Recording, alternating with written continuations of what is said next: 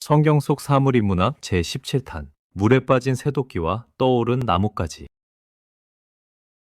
반갑습니다. 성경 속 사물에 깃든 하나님의 섭리와 인간의 본성을 인문학적 통찰로 풀어내는 시간, 성경 속 사물 인문학입니다. 지난 시간 우리는 아람의 군대 장관 나아만이 요단강 흙탕물에서 자존심의 갑옷을 벗고 어린아이의 살결을 회복한 치유의 드라마를 함께 나눴습니다. 가장 높은 곳에 있던 자가 가장 낮은 곳으로 내려와 씻음을 받는 그 감동적인 이야기는 오늘 우리가 만날 또 다른 요단강의 기적과 묘하게 연결되어 있습니다. 나아만에게 요단강이 자신의 더러움을 씻어내는 치유의 강이었다면 오늘 만날 주인공들에게 요단강은 소중한 것을 삼켜버린 상실의 강이자 절망의 장소입니다. 오늘 제17탄의 주인공은 엘리사와 그의 제자들, 그리고 그들이 잃어버린 쇠도끼입니다. 여러분 혹시 인생을 살면서 내가 가진 힘과 능력을 갑자기 잃어버린 적이 있으십니까? 열심히 일하려고 휘두른 도끼자루에서 쇠붙이가 빠져나가 텅 빈 자루만 쥐고 멍하니 서 있어 본 적이 있으십니까? 오늘 이야기는 바로 그 상실과 회복에 관한 이야기입니다. 우리가 주목할 사물은 차가운 강물 속에 잠겨버린 무거운 쇠도끼와 그것을 떠오르게 만든 가벼운 나뭇가지입니다. 이 두 사물의 만남 속에 숨겨진 놀라운 회복의 비밀을 찾아 지금 바로 요단강으로 떠나보겠습니다. 이야기의 배경은 엘리사 선지자가 이끌던 선지학교입니다. 엘리야가 승천하고 엘리사가 그 뒤를 이은 후 이스라엘의 영적 분위기는 묘하게 바뀌고 있었습니다. 비록 나라는 여전히 우상 숭배와 정치적 혼란 속에 있었지만 엘리사라는 걸출한 영적 지도자 밑으로 사람들이 구름대처럼 몰려들기 시작했습니다.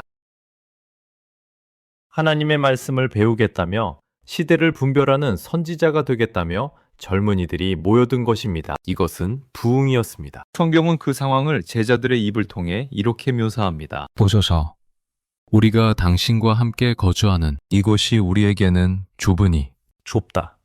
이 단어는 행복한 비명입니다. 과거 엘리야 시대에는 선지자들이 핍박을 피해 굴에 숨어야 했지만 이제는 너무 많이 모여서 발 디딜 틈이 없을 정도로 부흥했다는 증거입니다. 강의실도 부족하고 기숙사도 콩나물시로 갔습니다. 밥을 먹을 때도 어깨가 부딪힙니다. 그러나 이 불편함은 살아있음의 증거입니다. 죽은 공동체는 공간이 남아도지만 살아있는 공동체는 늘 자리가 부족하여 확장을 꿈꾸게 됩니다. 이때 제자들 사이에서 자발적인 움직임이 일어납니다. 누가 시킨 것도 아닙니다. 그들은 엘리사에게 찾아와 건의합니다. 우리가 요단으로 가서 거기서 각각 제목을 가져다가 그곳에 우리가 거주할 처소를 세우사이다. 여러분이 장면을 인문학적으로 한번 상상해 보십시오. 이들은 지금 신학생들입니다. 책을 읽고 기도를 해야 할 손들입니다. 그런데 그들이 스스로 건축노동자가 되겠다고 나섰습니다. 스승님, 우리가 직접 나무를 베고 집을 짓겠습니다. 이것은 그들의 열정이 얼마나 뜨거웠는지를 보여줍니다. 그들은 말씀을 배우는 것에 그치지 않고 자신들의 삶의 터전을 스스로 개척하려는 야성과 헌신을 가진 청년들이었습니다. 안주하지 않고 요단강가의 거친 숲으로 나아가 새로운 확장을 꿈꾸는 이들의 눈빛은 흉년의 시대에 보기 드문 희망의 불꽃이었습니다. 엘리사는 이 기특한 제안을 흔쾌히 허락합니다. 가라. 그런데 제자 중 하나가 쭈뼛거리며 엘리사에게 간청합니다. 청하건대 당신도 종들과 함께 가소서. 이 한마디가 참으로 아름답습니다. 그들은 혈기왕성한 청년들이었기에 우리 임무를 해보겠습니다. 스승님은 편히 쉬십시오.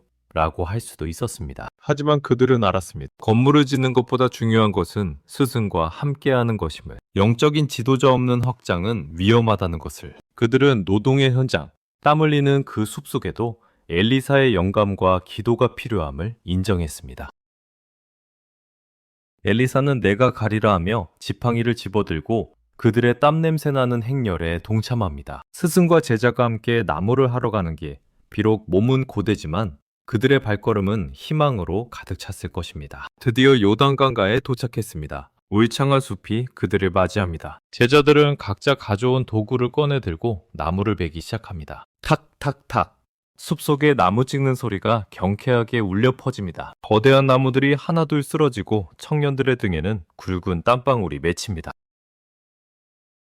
그런데 여기서 우리가 주목해야 할 사물, 바로 쇠도끼가 등장합니다. 오늘날 도끼는 철물점에 가면 몇만 원이면 살 수 있는 흔한 공구입니다. 하지만 기원전 9세기 이스라엘의 상황에서 쇠도끼는 전혀 다른 위상을 가집니다. 당시 이스라엘은 청동기에서 철기로 넘어가는 과도기였거나 철기 문화가 정착되었다 해도 철은 여전히 귀하고 비싼 금속이었습니다. 특히 재련 기술이 뛰어난 블레셋이나 다른 강대국에 비해 이스라엘의 철기 보급률은 높지 않았을 가능성이 큽니다. 즉, 이 쇠도끼는 당시로서 최첨단 하이테크 장비이자 한 가정의 전 재산을 버금가는 고가품이었을 수 있습니다. 나무를 베어 집을 짓겠다는 원대한 꿈을 가진 이 제자에게 쇠도끼는 그 꿈을 실현시켜줄 유일하고도 강력한 수단이었습니다. 그런데 성경은 이 도끼에 대해 아주 중요한 그리고 가슴 아픈 정보를 하나 흘립니다. 나중에 사고가 났을 때 제자가 외친 말 속에 그 단서가 있습니다. 이는 빌려온 것이니이다. 이 한마디가 주는 인문학적 울림이 얼마나 큰지요. 이 제자는 자기 도끼가 없었습니다. 현지학교는 부흥했지만 그 구성원들은 가난했습니다. 나무를 베겠다는 열정은 있었지만 정작 나무를 벨 도구가 없었던 것입니다. 그래서 그는 이웃집에 가서 혹은 대장간에 가서 사정사정하며 도끼를 빌려왔을 것입니다. 주인어른, 제가 정말 조심히 쓰고 돌려드리겠습니다. 우리 선제학교가 좁아서 집을 지으려는데 도끼가 꼭 필요합니다. 날이 상하지 않게 쓰고 저녁에 바로 갖다 드리겠습니다. 제발 빌려주십시오. 그는 아마 자신의 신용, 아니 자신의 목숨을 담보로 이 귀한 쇠도끼를 빌렸을 것입니다. 그래서 그는 나무를 찍을 때마다 조심스러웠을 것입니다. 혹시라도 날이 빠질까? 혹시라도 자루가 부러질까. 그러나 동시에 집을 지어야 한다는 열정이 앞서 힘껏 도끼질을 했을 것입니다. 가난과 열정, 책임감과 불안함, 이 복잡한 감정들이 그의 도끼질 한 번에 실려 있었습니다. 사고는 언제나 방심하는 순간 아니면 가장 몰입한 순간에 일어납니다. 한 제자가 강가에 있는 큰 나무를 베고 있었습니다. 요단강 물이 굽이쳐 오르는 바로 옆 뿌리가 깊고 튼튼한 나무였을 것입니다. 이 나무면 대들보로 쓸 수 있겠다. 그는 신이 나서 도끼를 높이 쳐들었습니다. 그리고 온 힘을 다해 내리 찍었습니다. 그 순간이었습니다. 나무에 박혀야 할 도끼날이 헐거워진 자루에서 쑥 빠져버렸습니다. 원심력을 받은 무거운 쇠뭉치는 허공을 가르며 날아갔습니다. 그리고 하필이면 정말 야속하게도 땅바닥이 아닌 깊고 흐린 요단강 물속으로 첨벙하고 떨어지고 말았습니다. 짧은 비명과 함께 흙탕물이 튀어올랐고 무거운 쇠도끼는 순식간에 물살을 가르며 강바닥으로 가라앉았습니다. 물결이 몇 번 일렁이다가 이내 강물은 언제 그랬냐는 듯 무심하게 다시 흐르기 시작했습니다. 숲속에는 정적이 감돌았습니다. 나무를 찍던 소리가 멈추었습니다. 제자의 손에는 가벼워진, 아니 쓸모없어진 빈 도끼자루만 덩그러니 남았습니다. 그는 멍하니 강물을 바라보았습니다. 머릿속이 하얘졌습니다.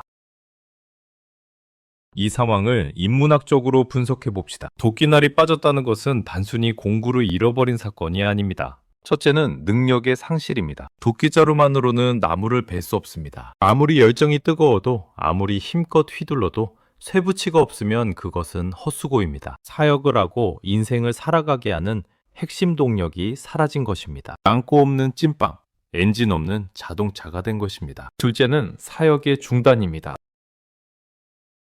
집을 짓겠다는 거룩한 비전이 멈춰섰습니다. 나 하나 때문에 전체 공사가 지연될 위기에 처했습니다. 셋째는 가장 결정적으로 감당할 수 없는 부채의 공포입니다. 제자는 그 자리에서 주저앉아 울부짖습니다. 엘리사를 바라보며 터뜨린 그의 첫 마디는 비명이자 탄식이었습니다. 네 주여, 이는 빌려온 것이니이다. 이 짧은 문장에 그의 모든 절망이 담겨 있습니다.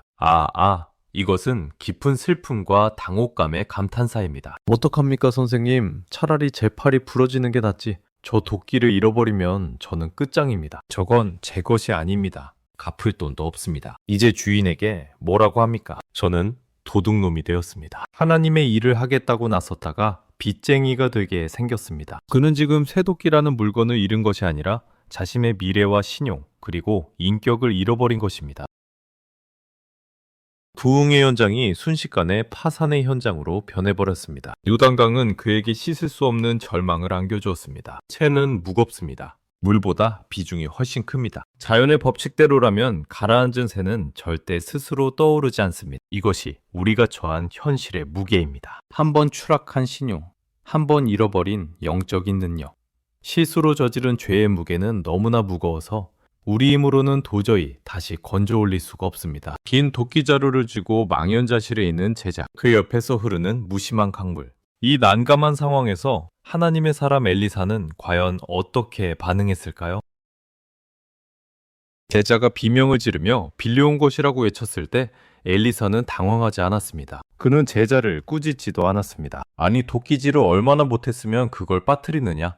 자루를 미리 점검했어야지 라며 책망하지 않았습니다. 대신 엘리사는 아주 침착하고도 본질적인 질문 하나를 던집니다.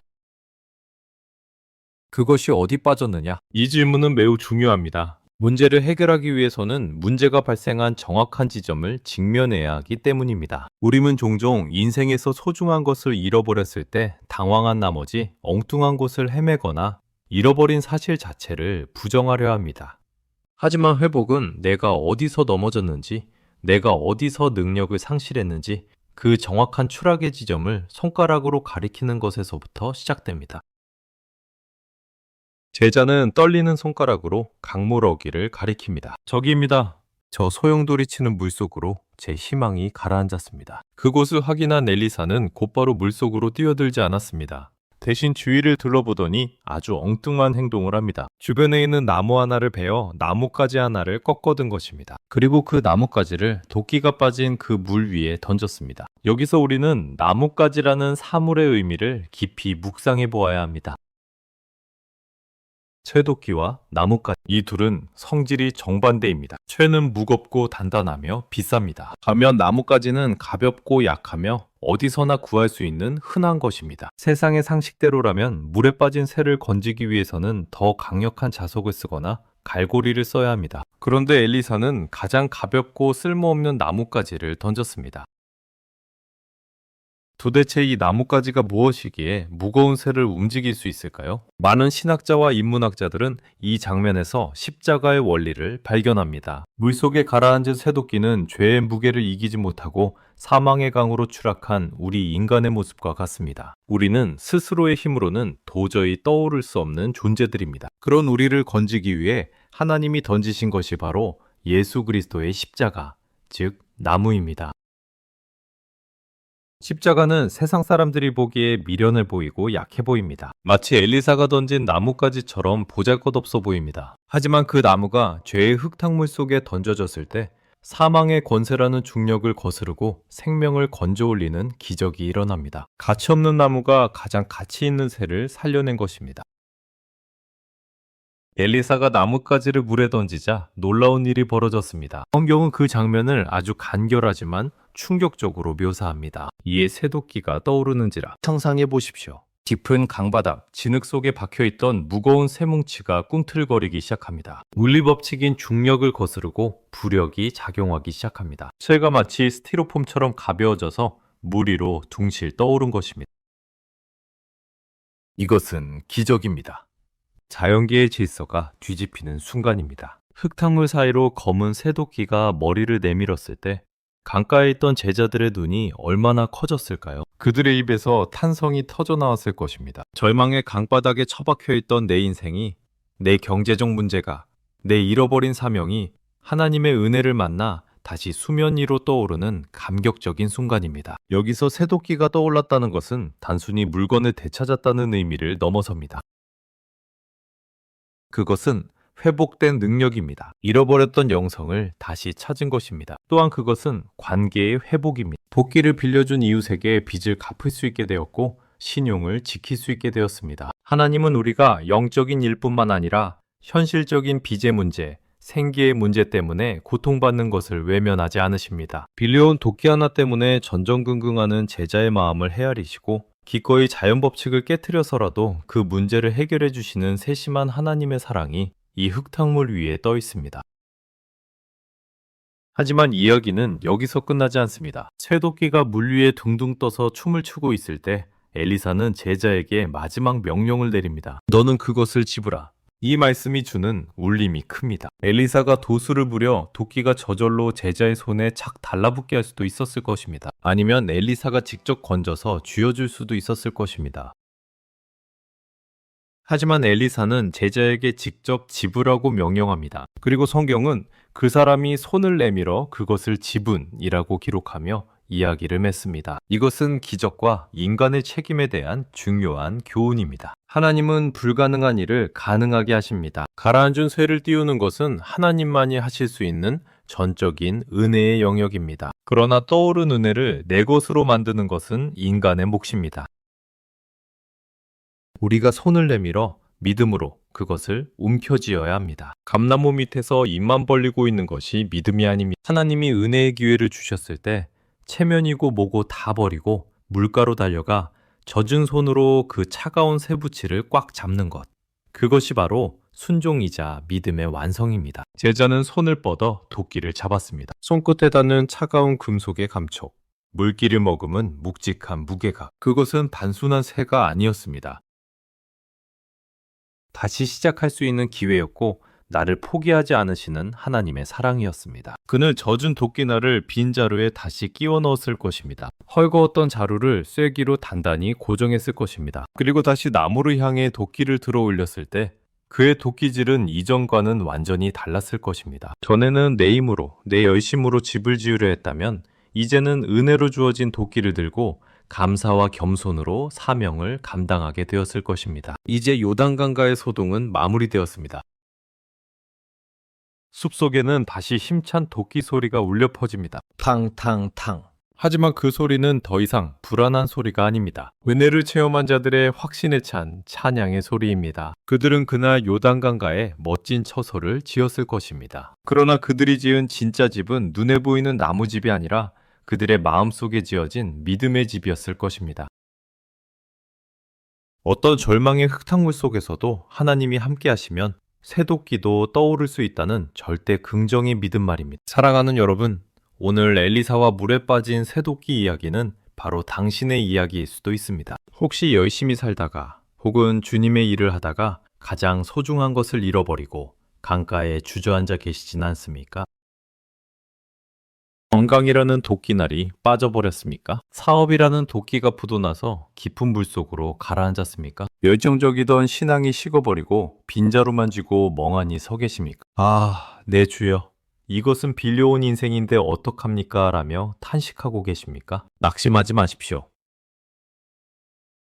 우리에게는 엘리사보다 더 위대하신 예수 그리스도가 계십니다. 그분은 우리의 상실을 방관하지 않으십니다. 오늘 당신이 잃어버린 그 자리가 어디인지 솔직하게 고백하십시오. 그리고 주님이 던지시는 십자가의 나뭇가지를 바라보십시오. 당신의 무거운 죄짐, 빚의 무게, 실패의 중력을 거스르고 당신을 다시 물 위로 떠오르게 하실 것입니다. 중요한 것은 손을 내미는 것입니다. 주님이 회복의 기회를 주실 때 주저하지 말고 잡으십시오. 다시 도끼자루를 정비하고 일어서십시오. 당신의 제2의 인생은 떠오른 쇠도끼를 쥐고 다시 시작하는 은혜의 삶이 될 것입니다. 오늘의 성경 속 사물 인문학 제17탄 물에 빠진 쇠도끼와 떠오른 나뭇가지 이야기는 여기까지입니다. 실수투성이인 우리를 책망하지 않으시고 잃어버린 것을 다시 찾아주시는 하나님의 세밀한 사랑이 여러분의 삶 곳곳에 스며들기를 소망합니다. 오늘 이야기가 여러분의 잃어버린 열정을 다시 떠오르게 하는 작은 나뭇가지가 되었다면 구독과 좋아요로 마음을 표현해 주십시오. 여러분의 작은 응원이 제가 지치지 않고 계속해서 성경의 보화들을 캐내는데 아주 큰 힘이 됩니다. 다음 시간에는 성경 속 사물의 인문학 제18탄 아람 군대의 눈을 멀게 하고 도단성을 불말과 불병거로 감싸 안았던 엘리사의 영적 시력 이야기를 가지고 여러분을 찾아오겠습니다. 눈에 보이는 적보다 눈에 보이지 않는 아군이 더 많다는 사실을 깨닫게 되는 놀라운 영안의 세계로 여러분을 초대합니다. 여러분의 삶에 날마다 기적의 새도끼가 떠오르기를 축복합니다. 고맙습니다.